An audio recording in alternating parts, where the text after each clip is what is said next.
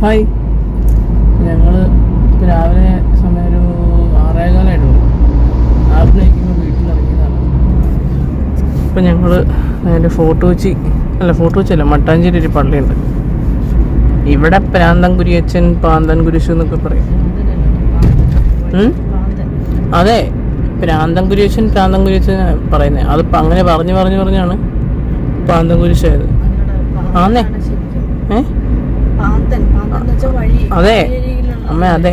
ഈ ഭീഷ്മപർവ്വ സിനിമയിൽ മമ്മൂട്ടി പറഞ്ഞിട്ടില്ലേ അമ്മ, പ്രാന്തൻ കുരിയച്ചൻ എന്നാ പറയുന്നത്. കുറെ അത്ഭുതങ്ങളൊക്കെ നടക്കുന്നൊരു പള്ളിയാ അല്ലേ? പണ്ട് എൻ്റെ ചെറുപ്പത്തിൽ ഞങ്ങൾ സ്ഥിരം അവിടെ പോകുമായിരുന്നു. എല്ലാ വെള്ളിയാഴ്ചകളിലുമാണ് അവിടെ നൊവേനയും ഉച്ച സമയത്ത് കഞ്ഞിയൊക്കെ ഉണ്ട്. ഇപ്പം നൊവേനയും കുർബാനയുമാണ്. നമ്മൾ ഏറ്റവും ആദ്യത്തെ ഇതിനാണ് പോകുന്നത്. 7:15 കുർബാന നൊവേനയുണ്ട്. അവിടെ ഭയങ്കര തിരക്കായിരിക്കും. നമുക്ക് കാർ കൊണ്ടൊന്നും പോയി ആ ഭാഗത്തേക്ക് എടുക്കാൻ പറ്റില്ല. അപ്പോൾ അതുകൊണ്ട്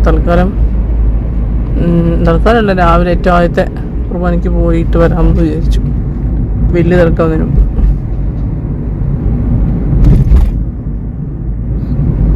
ഇപ്പോഴാണ് വഴിയിൽ ബ്ലോക്കും വലിയ ആയിട്ടുണ്ടാവില്ല ഈ സമയത്ത് അല്ലേ?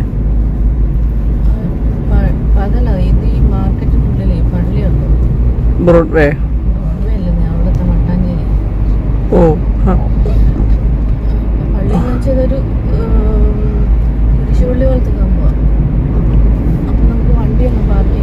കപ്പേല പോലത്തെ. ഇത് ജീവമാത ചർച്ച്. നമ്മളിങ്ങോട്ട് വരുമ്പം വെള്ളിയാഴ്ച ദിവസങ്ങളാണ് വരുന്നതെങ്കിൽ ജീവമാത ചർച്ച് ഇട്ടിട്ട് ഇങ്ങോട്ട് വരിക ഗൂഗിളിൽ. അന്നേരം ഇവിടുത്തെ പാർക്കിംഗ് ഏരിയയിൽ നിങ്ങൾക്ക് വണ്ടി ഇടാൻ പറ്റില്ലേ? നമ്മുടെ വണ്ടി അതാ അവിടെ കിടപ്പുണ്ട്. ഉറപ്പുണ്ട്. അപ്പോൾ എന്ന് വെച്ച് കഴിഞ്ഞാൽ അവിടെ നമ്മൾ അങ്ങോട്ട് പോയിക്കുമ്പോൾ അവിടെ നമുക്ക് പാർക്കിംഗ് ഇല്ല, മനസ്സിലായില്ലേ? മാത്രമല്ല ഭയങ്കര തിരക്കുമായിരിക്കും. കാറിലൊക്കെയാണ് വരുന്നതെങ്കിൽ എപ്പോഴും സേഫ് ഇവിടെ ഇടുന്നതാണ്. ഞങ്ങളിന്നലെ ഓഫീസിൽ വിളിച്ചു വെച്ചപ്പം അവർ പറഞ്ഞതാണ്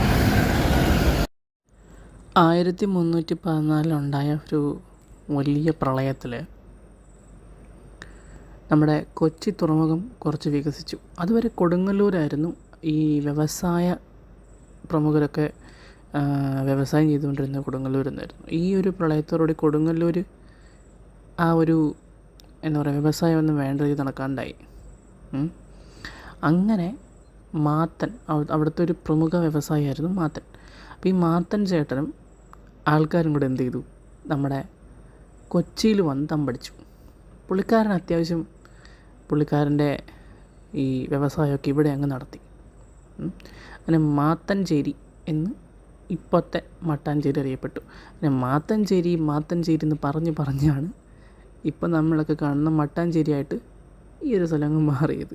ഓക്കെ, അതാണ് മട്ടാഞ്ചേരി എന്ന് പറഞ്ഞാൽ ഇതൊന്നും അല്ല, കുറേ സ്ഥലമുണ്ട്. ഇപ്പം നിങ്ങൾ കാണുന്നത് മട്ടാഞ്ചേരിയുടെ ഒരു ഭാഗം മാത്രമാണെന്നേ ഉള്ളൂ. ഇനി ഇപ്പം നമ്മൾ പോകുന്നത് പ്രാന്തൻ കുരിയച്ചൻ്റെ പള്ളിയിൽ നിന്നാണ്. ഇപ്പം അമ്മയ്ക്കുണ്ടായ പോലെ ഒരു കൺഫ്യൂഷൻ ചിലപ്പോൾ പലർക്കും കാണുമായിരിക്കും. ഭീഷ്മപർവ്വ മൂവിയിൽ പല സ്ഥലത്തും ഭ്രാന്തൻ കുരിയച്ചൻ എന്നൊരു വാക്ക് ഉപയോഗിക്കുന്നുണ്ട്. ഈ ഭ്രാന്തൻ കുരിയച്ചൻ എന്ന് പറഞ്ഞു കഴിഞ്ഞാൽ അതൊരു ദൈവം ഒന്നുമല്ല, അതൊരു കുരിശാണ്. ശരിക്കും പാന്തൻ കുരിശ് എന്ന് ഇപ്പോൾ പറയപ്പെടുന്നുണ്ട്. പക്ഷേ മിക്കവരും ഭ്രാന്തൻ കുരിയച്ചൻ അല്ലെങ്കിൽ കുരിയച്ചൻ്റെ നട എന്നൊക്കെയാണ് പറയുന്നത്. അപ്പോൾ ഇതിങ്ങനെ വരാനുള്ളൊരു കാരണം പോർച്ചുഗീസുകാർ പോർച്ചുഗീസുകാരെ പറ്റി പറയുമ്പോൾ നമ്മുടെ മാത്തൻ ചേട്ടനൊക്കെ ഇവിടെ വന്ന് തമ്പടിച്ചല്ലോ.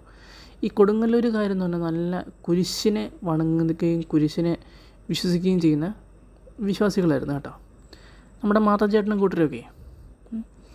അപ്പോൾ അങ്ങനെ അവർ ഒരു കുരിശ് കൊണ്ടുവന്ന് സ്ഥാപിച്ചു. ഇപ്പോൾ നമ്മൾ കാണാൻ പോകുന്ന ആ കുരിശാണ്. അപ്പോൾ ഈ ഒരു കുരിശ്, വഴിയോര കുരിശ്, ഇതിനെ ഈ പോർച്ചുഗീസ് വ്യവസായികളൊക്കെ ഇവിടെ വന്നപ്പം പെറാന്തേ ക്രൂച്ചെ, അതായത് വഴിയോര കുരിശെന്ന് പോർച്ചുഗീസ് ഭാഷയിൽ പറയുന്നത് പെറാന്തേ ക്രൂച്ചെ. ഈ പ്രാന്തേ ക്രൂച്ചെ എന്ന് പറഞ്ഞത് അവസാനം പ്രാന്തൻ കുരിയച്ചൻ എന്നായി.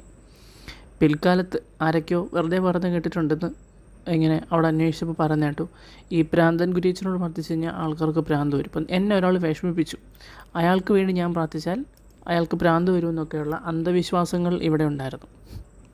അതിലൊന്നും വലിയ കാര്യമില്ല. ഞാൻ ഇതേപ്പറ്റി നിങ്ങളോട് പറയാൻ വേണ്ടി വായിച്ചപ്പോൾ അറിഞ്ഞത് നിങ്ങളോട് ഞാൻ പറഞ്ഞു എന്നേ ഉള്ളൂ. അപ്പോൾ എന്തായാലും ഇങ്ങനെയാണ് ഭ്രാന്തൻ കുരിയച്ചൻ എന്ന് ആ കുരിശിന് പേര് വന്നത്. ഭ്രാന്തൻ കുരിയച്ചൻ, പാന്തൻ കുരിശ് അങ്ങനെയൊക്കെ പറയും. പക്ഷേ പാന്തൻ കുരിശിനെ കഴിഞ്ഞും കൂടുതലും ഭ്രാന്തൻ കുരിയച്ചൻ തന്നെയാണ് ആ ഒരു സ്ഥലത്ത്. അതിപ്പോൾ സംഭവം മനസ്സിലായല്ലോ എങ്ങനെ വന്നു എന്നുള്ളത്. അപ്പോൾ അതാണ് ആ കുരിശിനൊരു ഹിസ്റ്ററി. അപ്പോൾ എനിക്കും ഇതറിയില്ലായിരുന്നു. നിങ്ങളോട് പറയാൻ വേണ്ടി പല സ്ഥലത്തുനിന്ന് വായിച്ചും മറ്റും കണ്ടുപിടിച്ചാണ് ഞാനിത്. ഇതെന്താ പൂമാല? ഇതാ പള്ളിയിൽ നേർച്ചയത്. ഇതൊക്കെ പള്ളിയിൽ നേർച്ച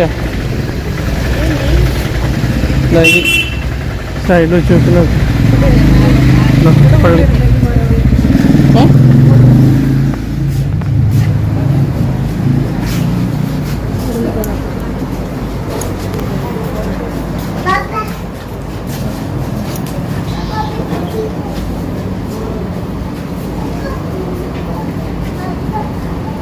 ഇതാണ് നമ്മൾ ആ പറഞ്ഞ ഭ്രാന്തൻ കുരിയച്ചൻ്റെ കുരിശ് കേട്ടോ.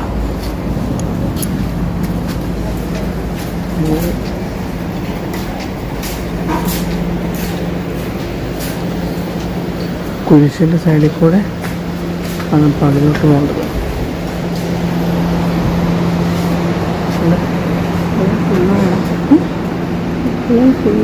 പള്ളി ഫുള്ളായോ?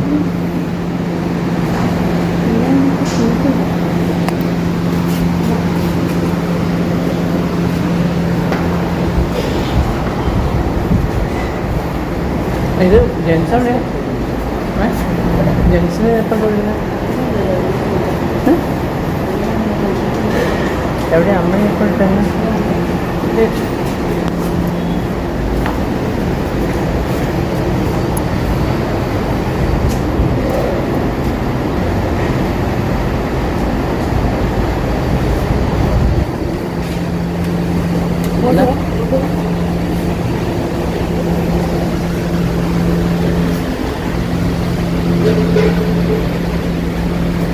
സീറ്റ്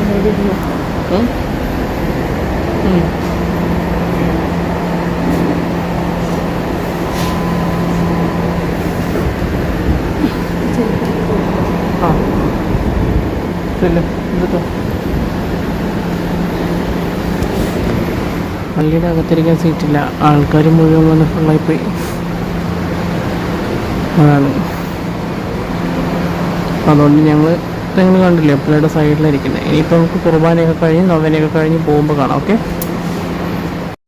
അപ്പോൾ ഇതായിരുന്നു നമ്മുടെ ഇന്നത്തെ വീഡിയോ. ഇന്ന് വേറെ ഒന്നും കാര്യമായിട്ട് ഷൂട്ട് ചെയ്യാൻ പറ്റിയില്ല, ഷൂട്ട് ചെയ്തില്ല. കുറേ നാളായി നമ്മൾ തമ്മിൽ കണ്ടിട്ടല്ലേ. അപ്പം ഒരു വലിയൊരു ബ്രേക്ക് വന്നു, എനിക്കറിയാം. ബ്രേക്കില്ലാതെ മാക്സിമം മുമ്പോട്ട് പോകാൻ നോക്കാം. അപ്പോൾ ഓക്കെ, നമുക്ക് നാളെ കാണാം. ബൈ.